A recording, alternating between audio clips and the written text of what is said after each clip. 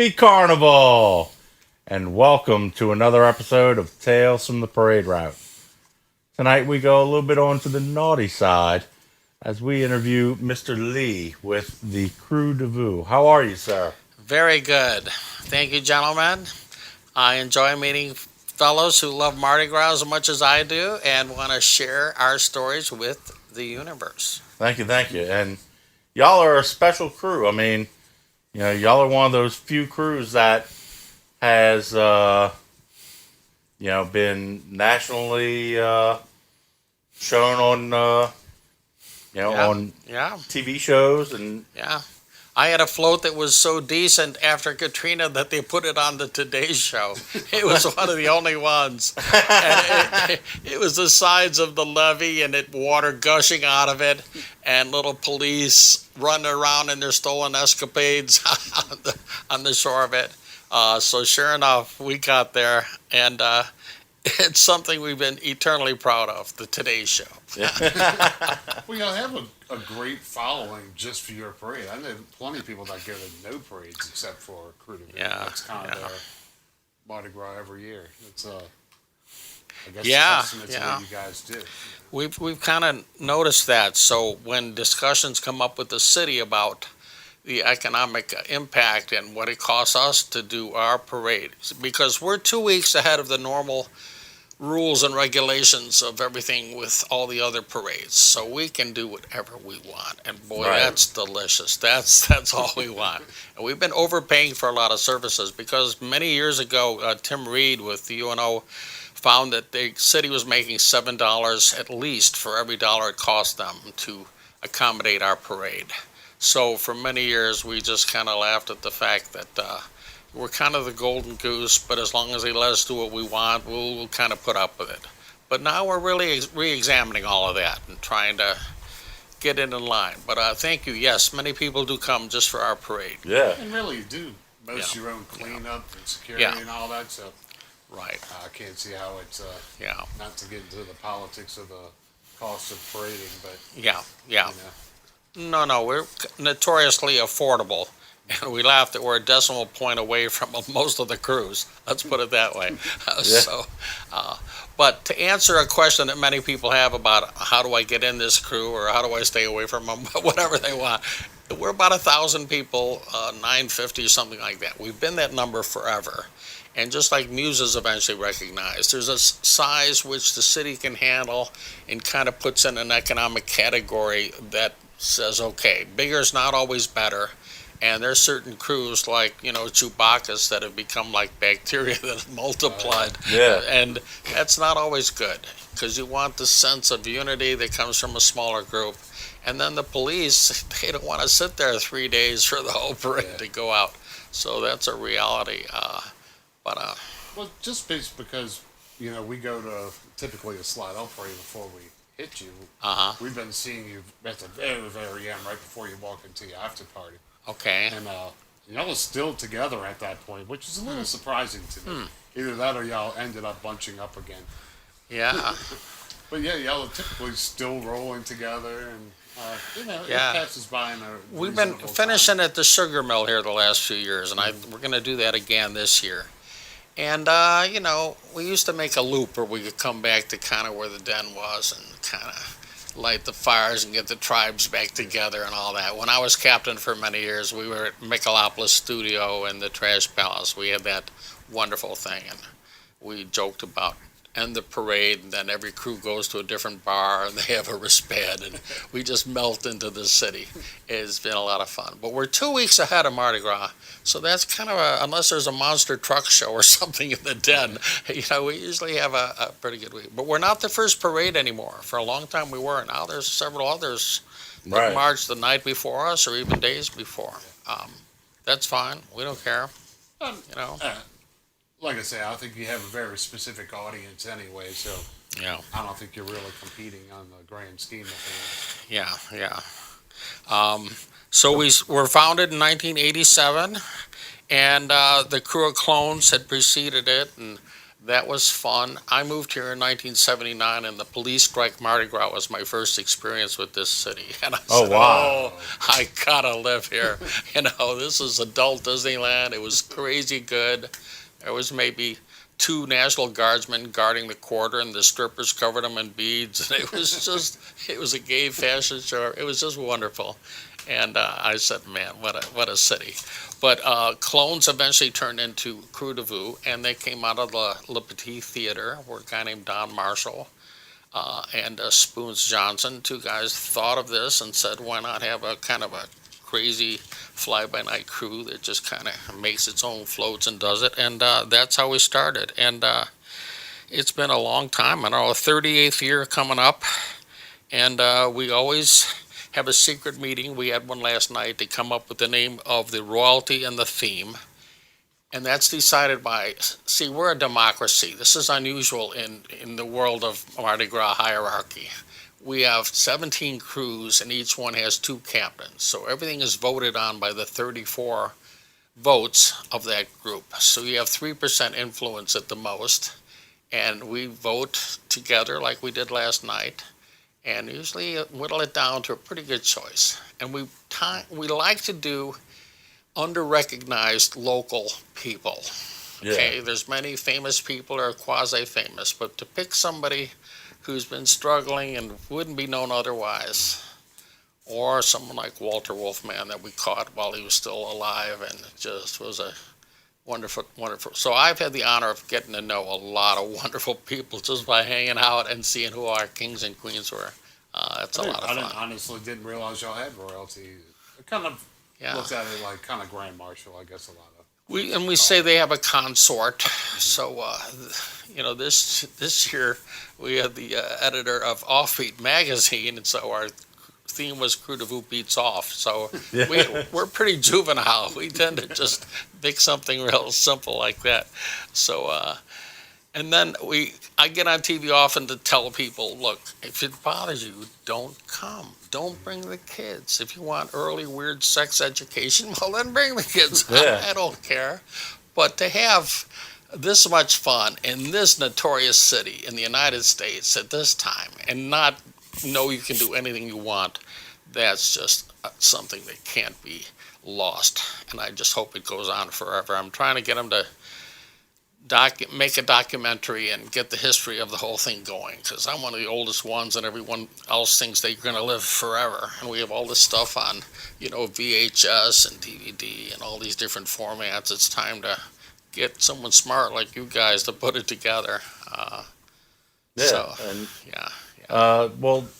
one of the things, you'd mentioned that, it's if you bring a child to the Krewe Du Vieux, it may be an early sex education, but that's absolutely true. Y'all have had, last year, off the top of my head, I remember 3 or 4 of the floats had, penises or there's often a penis count. Right. Yeah. It's easier to do one of those than the counterpart. Yeah. And we've seen some great success.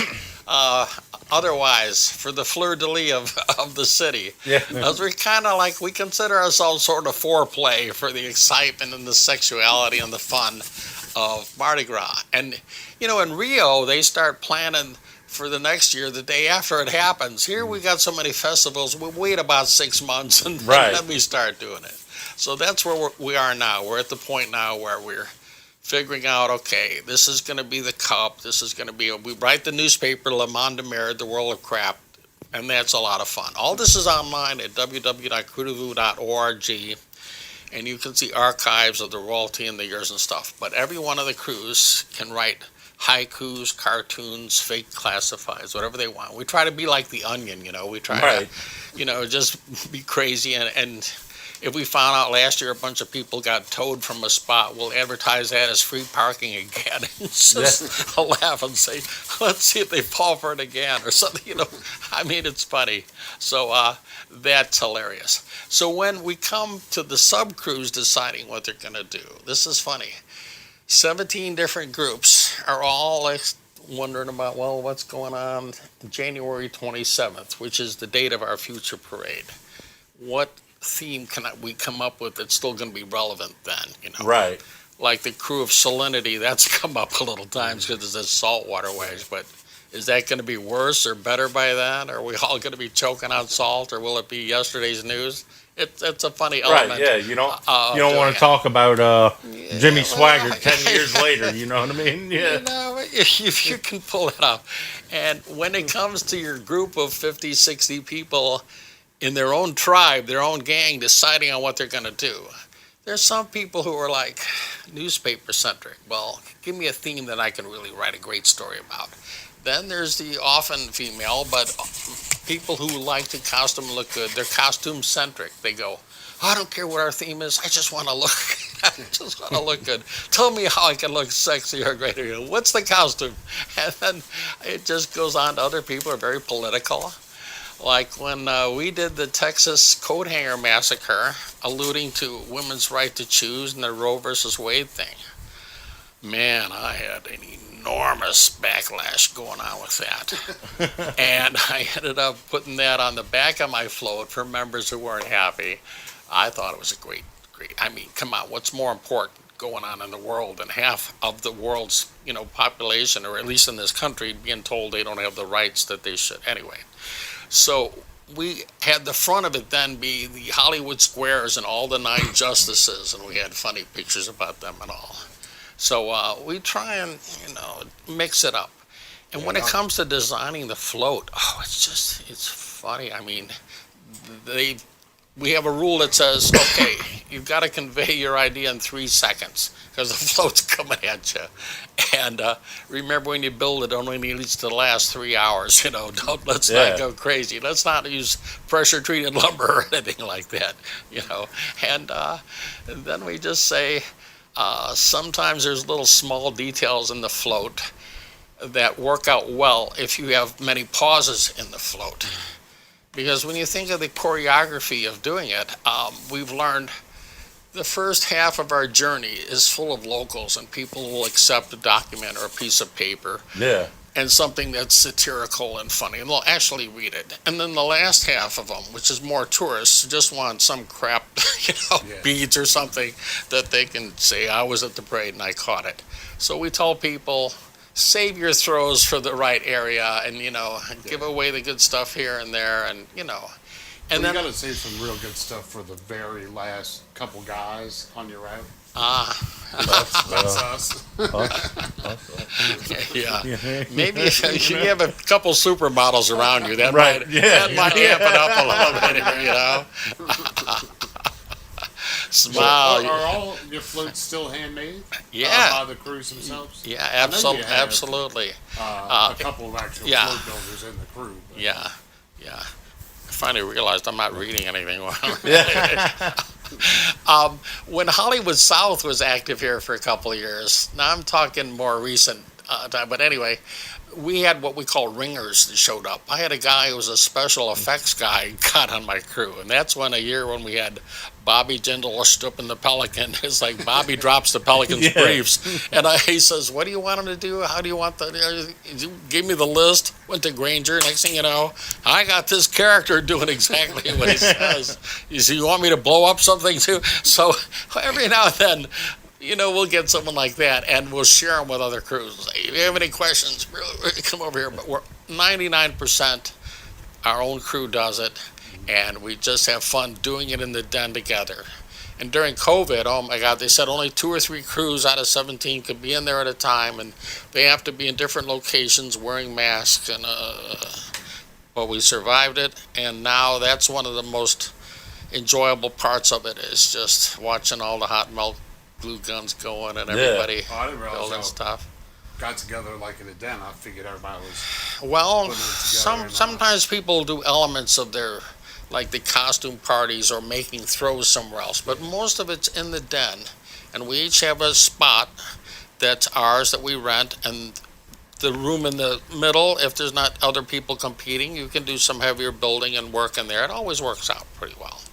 Well, I mean, so it makes sense though, because I mean, even though you can tell they're all done by the crew, they all kind of have a similar look. They all have a similar feel to them. Yeah.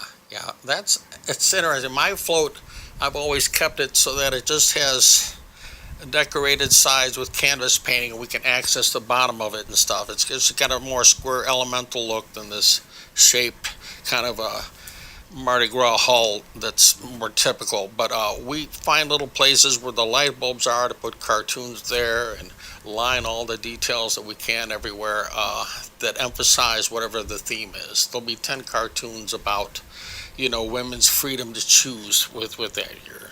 One year we did Shitty City Bang Bang. We had a giant Glock gun there, and we were actually handing out bullets and then crime share condominiums and all this stuff, and saying, hey, this shit is happening.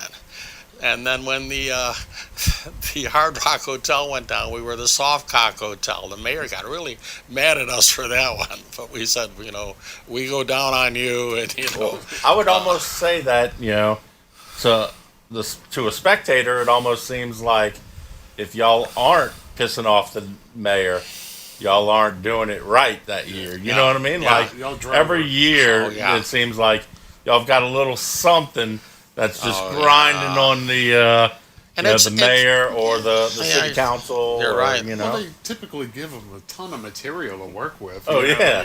Yeah, no, we're living in a comic book, and there's always something.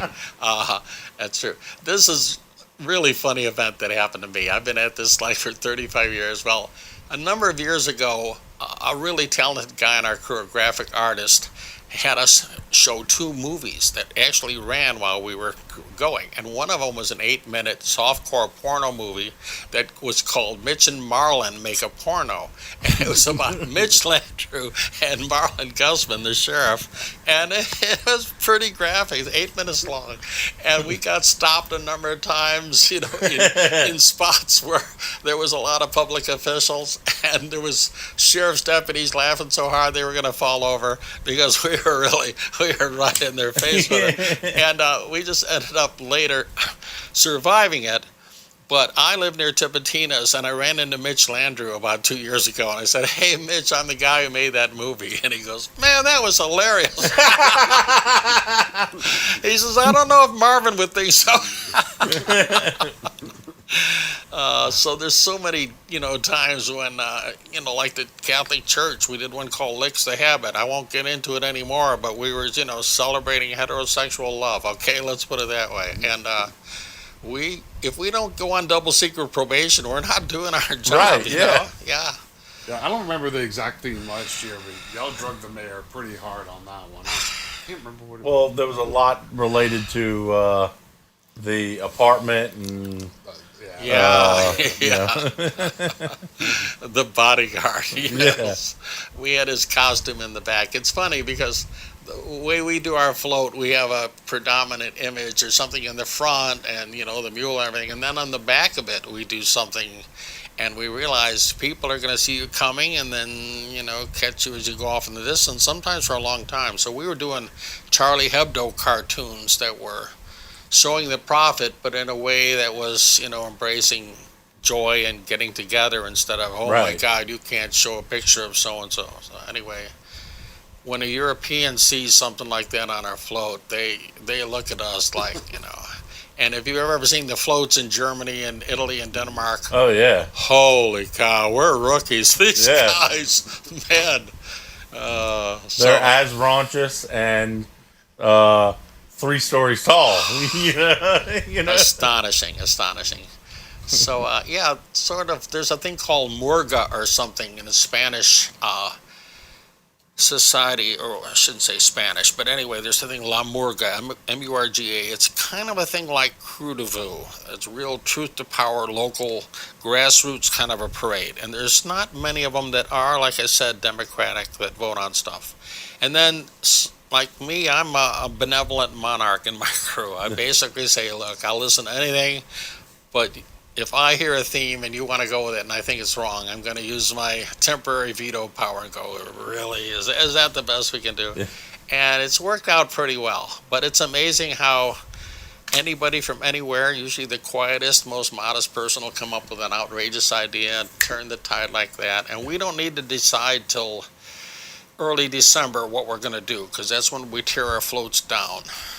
We have a little party, tear all the floats down, and then we have just from then till January 27th to be ready to rock and roll.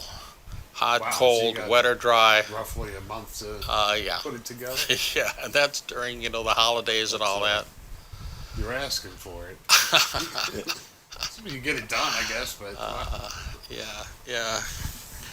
Well, let's see. is there any particular theme that y'all done that you would say, like, man, that was my favorite? That one really tickled me. There was something that was just so magical about the year after Katrina, where we had 18 different countries, national press come in and say, oh my God, they've just been through this, and what are they doing? They're doing Mardi Gras. And all of a sudden, yeah, what part of catharsis don't you understand? This was just it, and there was all these floats. Like I joke about mine with the Today Show, but there was all these trailer trash.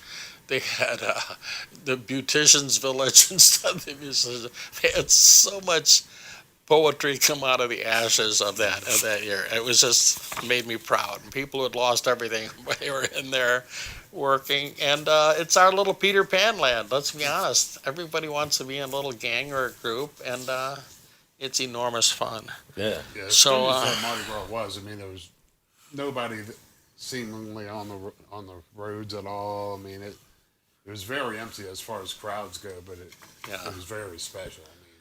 I saw a lot of people ride on a float just holding up a sign like, thanks for being here. I don't have to hurry. Yeah. It was just like, oh, okay, awesome, Mm-hmm. But it was good. Like, we need to get back to normal. Yeah.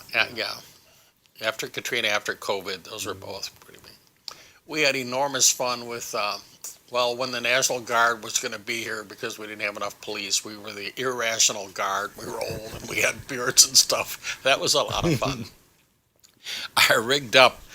We had a Humvee for our float, and I looked at how much it cost to have one of those CO2 shirt, guns. It was too much money. So I went and got one of these water balloon launchers and put it on the thing, and I would load up a Go Cup into that and pull it back. And I'm up high, okay, so we're on Royal Street, and I'm even with the balconies on either side, and there'd be some young guy drinking a Budweiser going, yeah, give me the cup. Man, I'd take him out. I'd have him a cup and take him out. Everyone heard him, but boy, he would remember how fast I'd fucking Oh, it can be so much fun. And then sometimes when something breaks or goes wrong, it ends up being just even more hilarious. Like, one year the rain came and it burned out all the lights, didn't have bulbs in them because the sockets were empty and I didn't fill them. I mean, it ended up looking sexier and crazier, and we used to put Barbie dolls on it. Someone grabbed one and broke an arm. It just swung the whole time. So we go 2.5 miles at 1 mile an hour, basically. Yeah. So when I was captain, I'm of German descent, I gave the young policeman in the front, I said, all right, here's the timetable. If you don't want a fat old guy coming up to your window yelling at you, follow this timetable. If you want to look like the man, follow the timetable.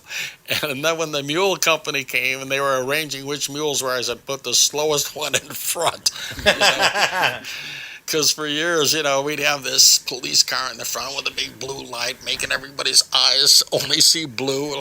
Stop that nonsense. And then we would go ahead and anticipate as much as we could where huge crowds are going to be and have it properly fenced off. Because if you have little gaps in the parade, it's tough. People want to come on.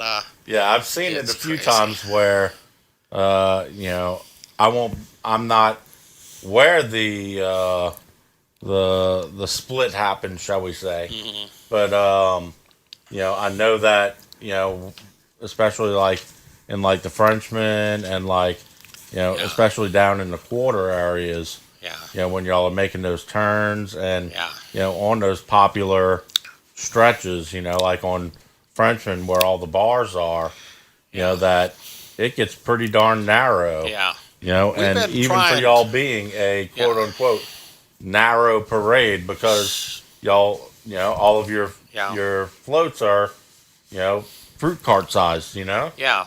They're about 6 or 7 by 12 with the mule in front. Out of 17 crews, about 12 or 13 use a mule. Okay. So with the royalty and title float, that's 19 altogether.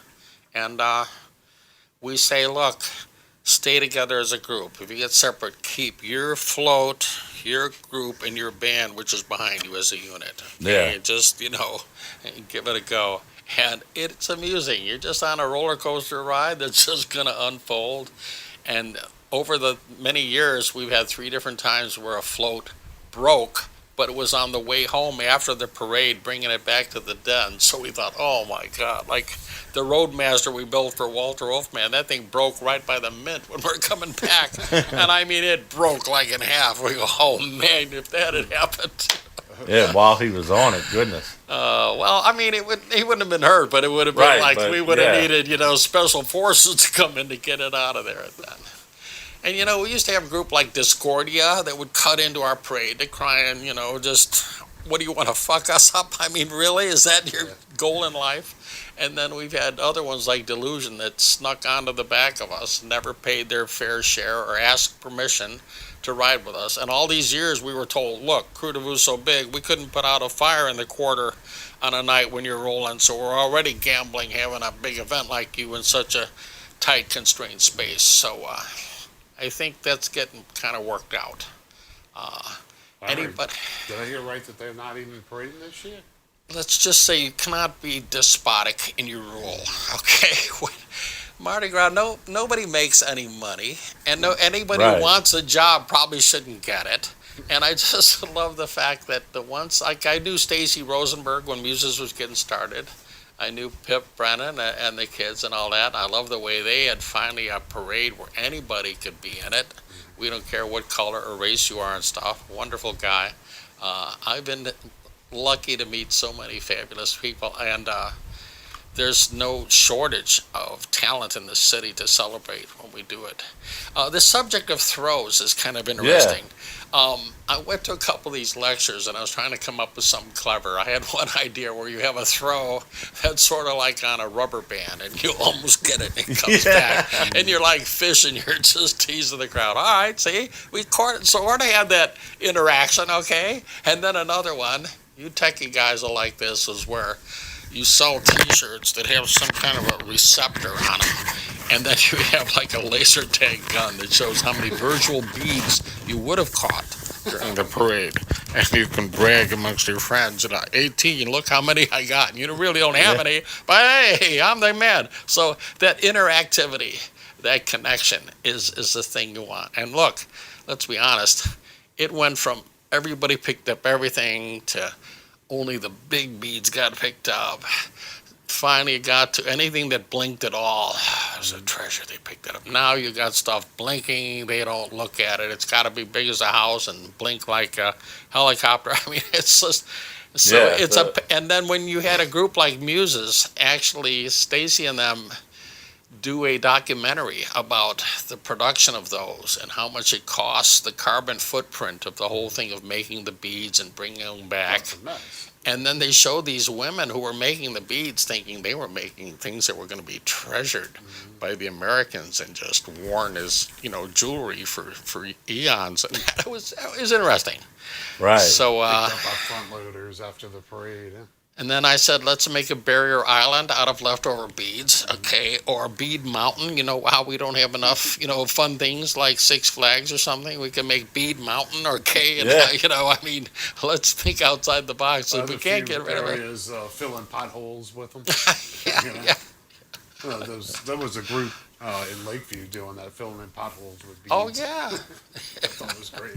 Well, one thing you mentioned throws, but from the start, really, y'all are kind of associated with always having, special, either handmade or creative throws. You want to show them some of the stuff here? I'm gonna put them into pictures afterwards. I gave you gentlemen some examples of stuff we did. Latoya's Mile High Club, we have little, airplane-sized bottles of booze that goes with it.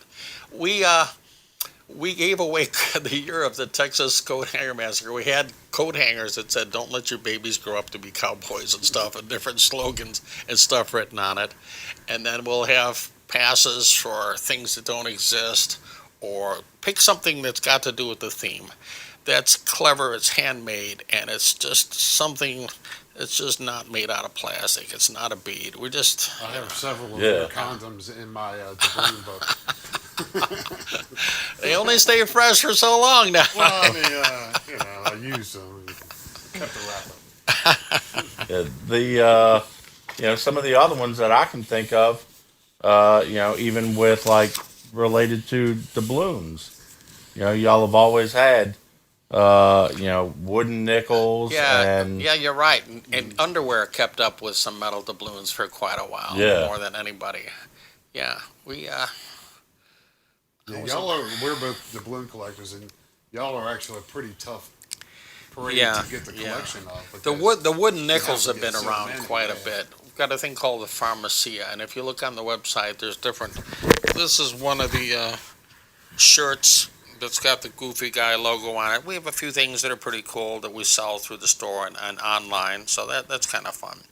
There's a tradition I incorporated that still exists. We love to go on Frenchman Street because there's so many merchants that mean a lot to us. Right. And then Royal Street, we've got to do Royal Street.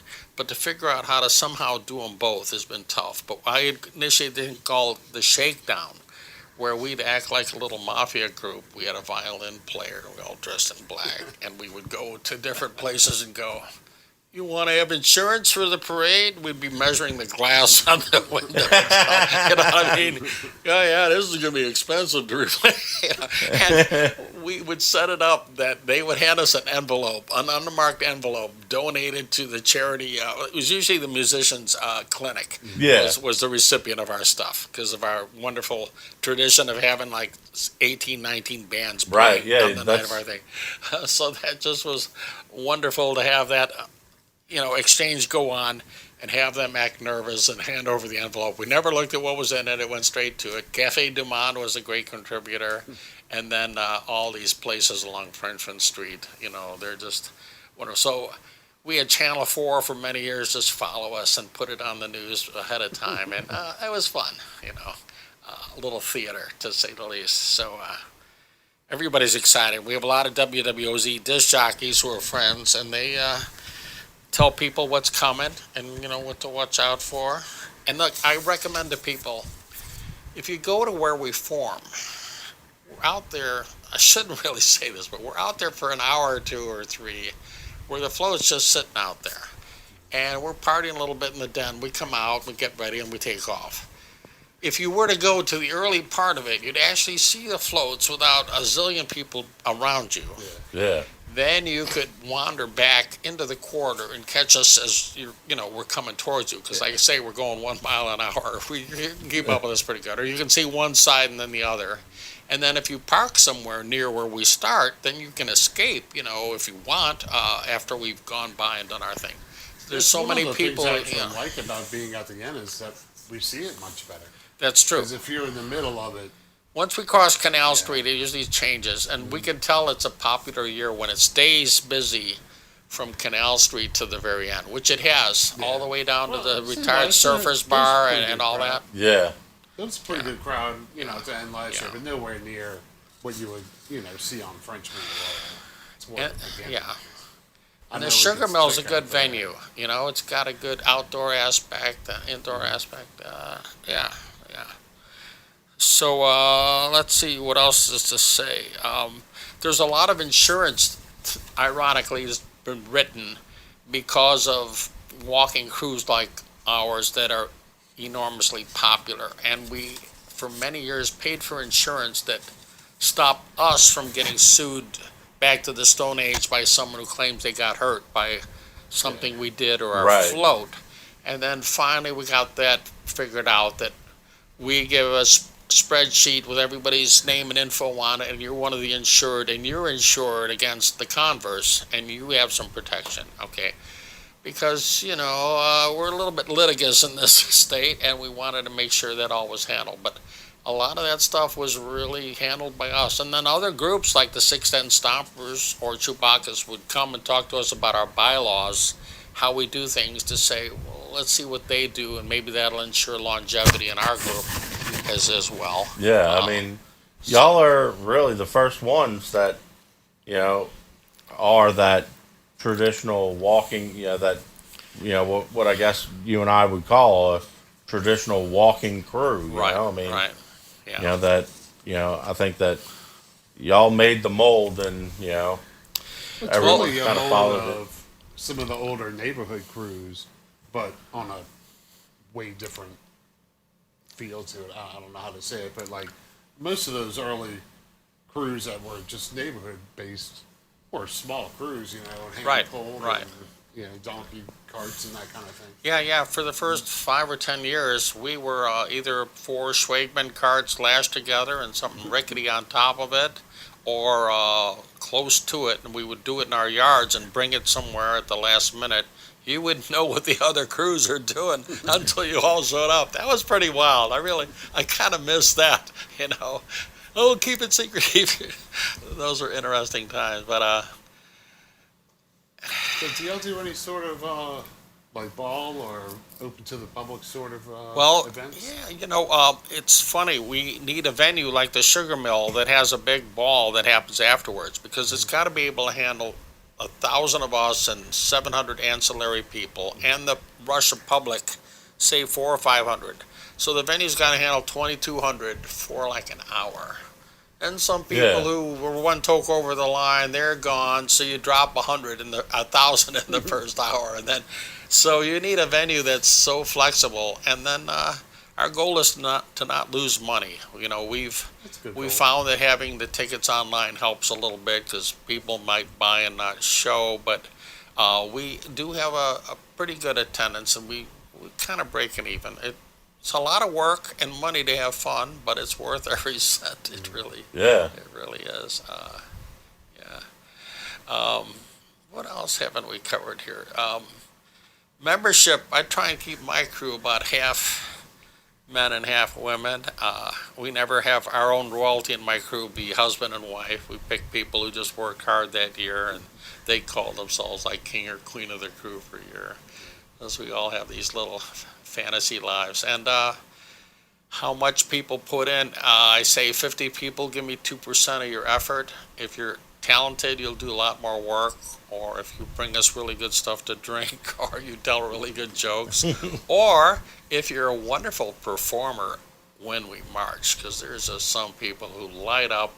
Oh yeah, They you can costume, see. they'll costume in ways you couldn't imagine, and we just kind of say, all right, this year, this is our unifying theme, all right? Get that in there somewhere, and then go for it. So, Well, besides just the costumes, you'll see, the electricity of, some of the participants, to where you see they get really into it, Yeah. and yeah. they interact with Oh, yeah. everybody that they walk past on the route. No, I'm glad you mentioned that, because one of our signature things is stickers. Yes. And we'll have stickers, and in all the years I've done it, we've only had one complaint from a man about a woman who put a sticker on him in the wrong place. And this was like in 30 years, and virtually never the other. But you just look at someone and either hand them a sticker, you kind of wink, and they're like, okay, give me a sticker. It's just a funny little, Yeah, innocent it feels like thing. I'm always asked. But, before I get yeah, one. yeah, It's so almost that's like, yeah, you willing? You're like, come on, bring it. Yeah, we like that. We like it when they show up in random places. That's really hilarious when we do that. And then we have a little, party that we do, and all the crews get to brew a little beer and get together. We don't seem to do many things other than the parade. It's funny. There's so much happening in this city. Yeah. But we've got lawyers, we've got judges, we've got doctors. So we're finally old enough that we got a little bit of clout. We had a councilwoman in there for a while. One of my guys was running for state rep. Oh. Yeah. It kind of Yeah. set the standard for a lot of the newer style, smaller crews, neighborhood crews. Yeah. Not that y'all are a small crew with 1,000 people, but with the hand-built sort of feel. Yeah, thank you. I found it very interesting when doing research about the origins of Mardi Gras to do, Google New Orleans superstitions. Boy, you really get into something rabbit there. hole. Or the history of Comus. And then you get back to, organizations that go back to like Huey Long's murder, the skull and crossbones. I mean, it goes back to almost the Stone Age of different societies and groups, not all of whom would be viewed favorably today. But when you really look at this, I think when it started, there was a thing called a cowbellion Yes. movement, and that basically would put the head of different political people on different animals. So, if the mayor was a rat, well, his head was on a rat. And it was wonderful to look at these photos of these things. They were very well done.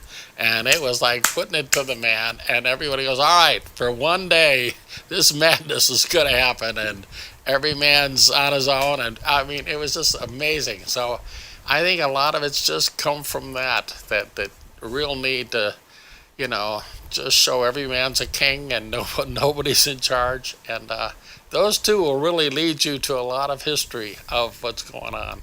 There's still a few of those really early style celebrations that you talk about, like that still survive. Like there's a few in Houma that, are nothing like what anybody would think of as Mardi Gras, but are You're right. probably one of the truest representations right. of the early Mardi Gras. Yeah, there's so many different ways to experience it. I mean, we went out. My first time to go see the Cajun one, everybody was all excited in the morning, and on the horses, you're getting loaded. They're gone. They come back like 10 hours later. Well, welcome back. I've been waiting. One of these two-story experiences.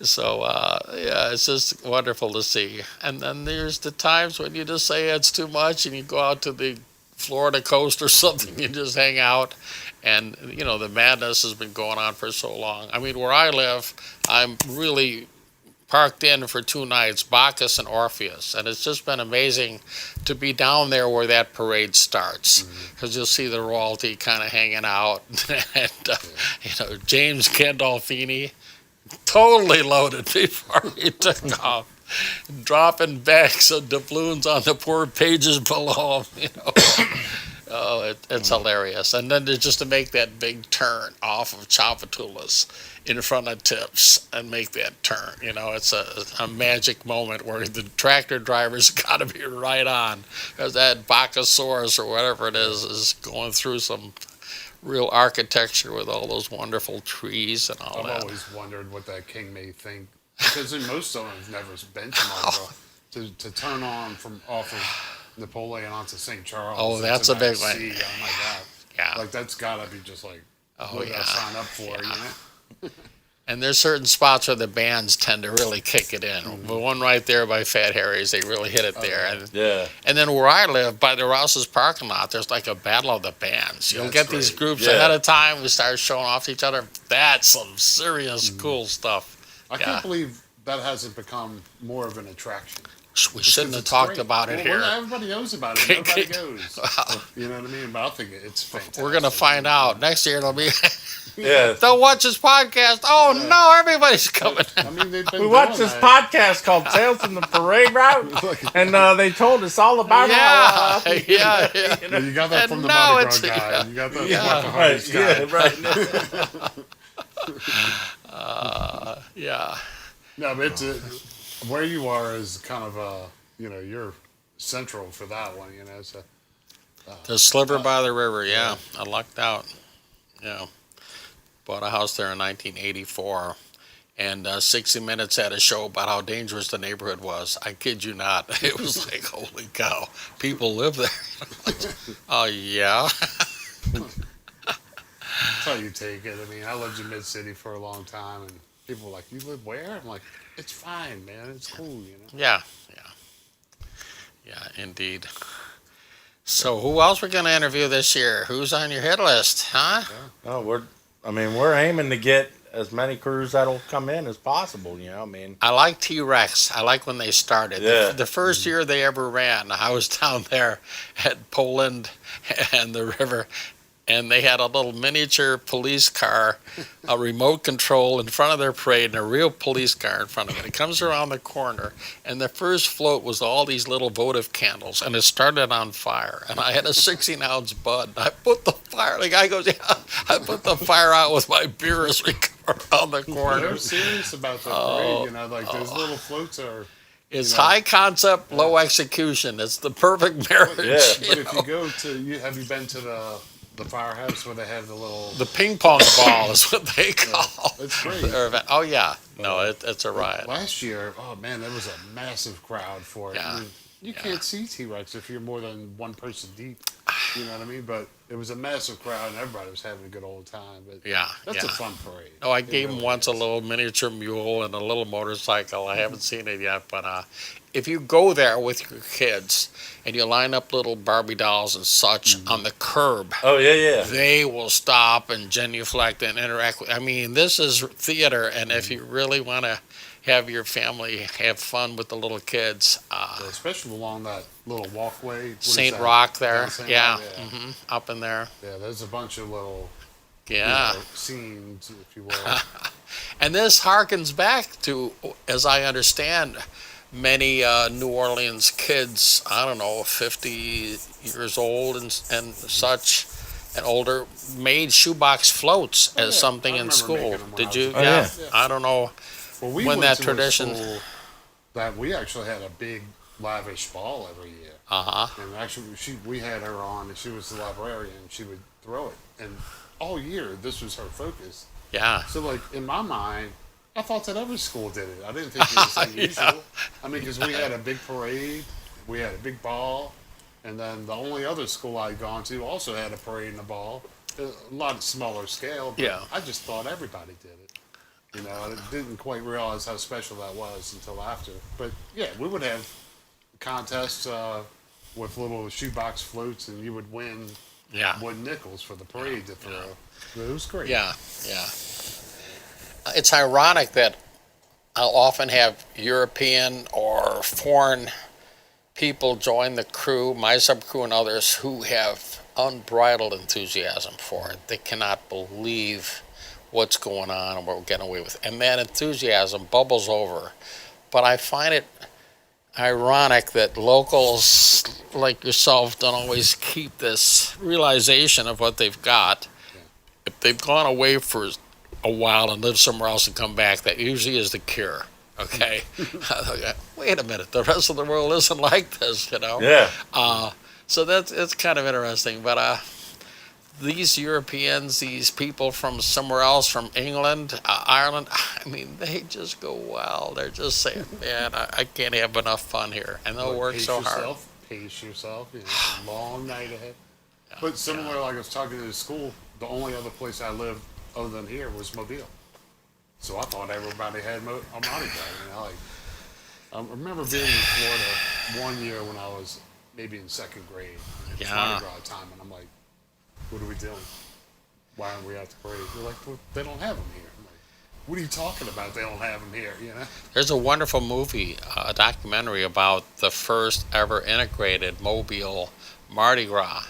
And the woman who was at that time a Tulane law student, maybe Loyola, was there at the showing, like at the Britannia, to show, wow, all of a sudden this young black couple got to go to the white people's ball, and conversely they went to the other. And it really got into Mobile's sense that this is where Mardi Gras began and stuff. But it's fascinating. And, I dispute that. First Mardi Gras was in Louisiana, don't it? yeah, well, you know, I'm just saying what they believe, but whatever. Yeah.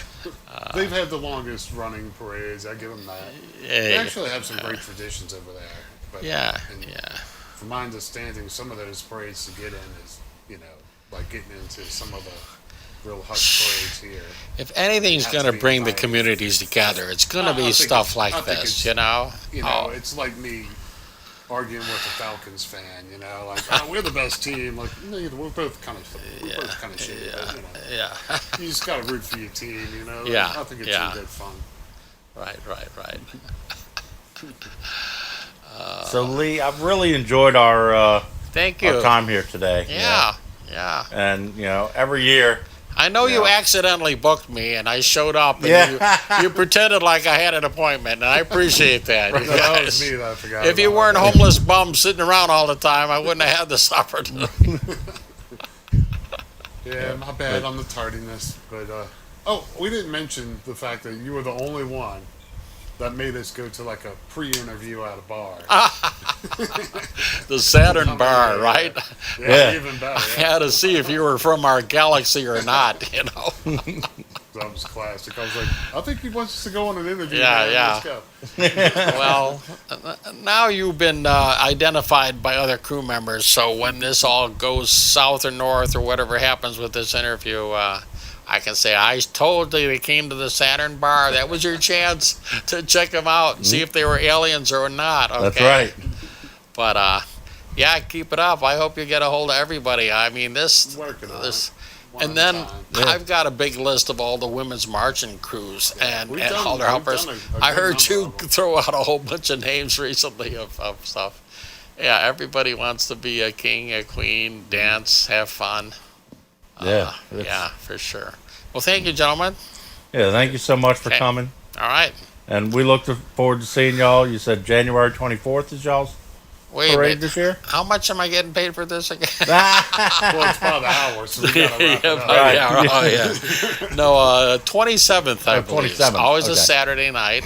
Yeah, the moon's usually kind of full. And we always just range the enemy. We'll take cold, we'll take hot, but, you know, whatever. Rain or shine, onward we go.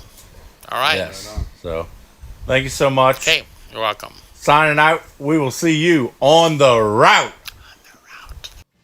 Thanks again for tuning in. Be sure to check out tonight's guests online. You can check them out at links all listed over here. Also, if you like us, you can support us. You go to our website, you can purchase our shirts and These couple other things. Goodies that we have out there. And be sure to follow us online as well. The links are all over here. And while you're at it, be sure to click that subscribe button down there and the little bell to stay in touch on when we put out new content. Thanks for tuning in. We'll see you on the route.